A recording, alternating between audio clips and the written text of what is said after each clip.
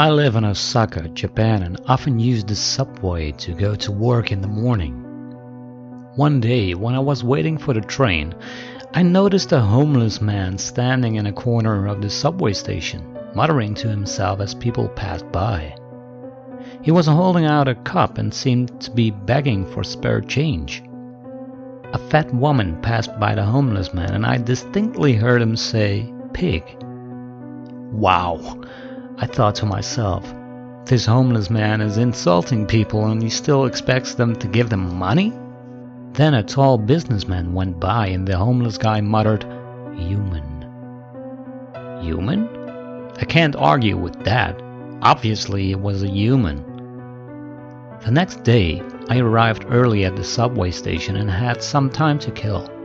So I decided to stand close to the homeless man and listen to his strange mutterings. A thin, haggard-looking man passed in front of him and I heard the homeless guy mutter, "Cow." Cow? I thought. The man was much too skinny to be a cow. He looked more like a turkey or a chicken to me.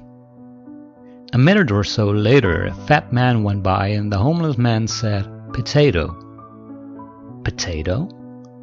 I was under the impression that he called all fat people pig.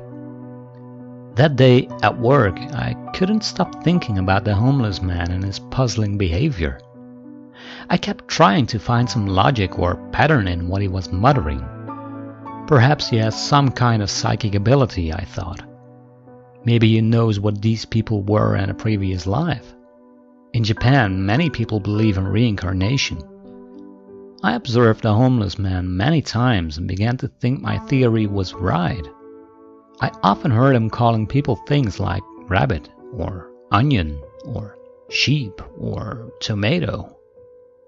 One day, curiosity got the better of me and I decided to ask him what was going on. As I walked up to him, he looked at me and said, "Bread." I tossed some money into his cup and asked him if he had some kind of psychic ability. The homeless man smiled and said, "Yes, indeed. I do have a psychic ability. It is an ability I obtained years ago, but it is not what you might expect. I can't tell the future or read minds or anything like that." "Then what is your ability?" I asked eagerly. "The ability is merely to know the last thing somebody ate," he said. I laughed because I realized he was right. He said bread. The last thing I had eaten for breakfast that day was toast. I walked away shaking my head. Of all the psychic abilities someone could have, that one must be the most useless.